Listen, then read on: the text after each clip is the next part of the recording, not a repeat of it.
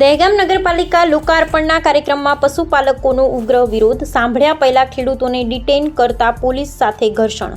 ગાંધીનગર જિલ્લાની દહેગામ નગરપાલિકાની ઓવડા ગાર્ડન ખાતે વિકાસના કામોના કાર્યક્રમનું આયોજન।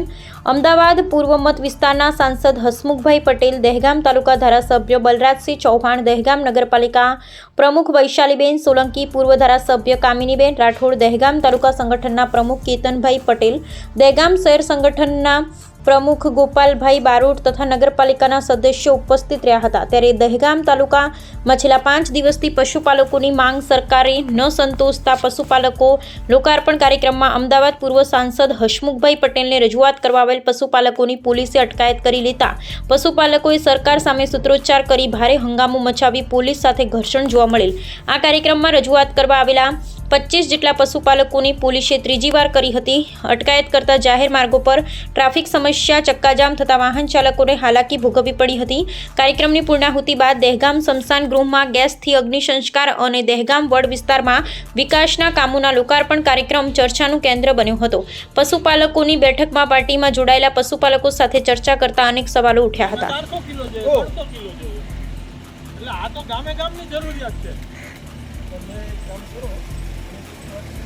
અને 8 લાખ ને 20,000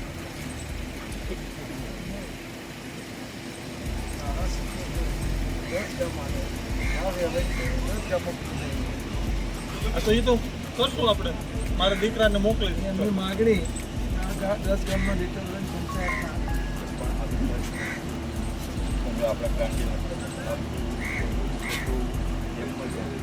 આજે જેમ ઉપર છે ને, હા જેમ ઉપર છે, બધે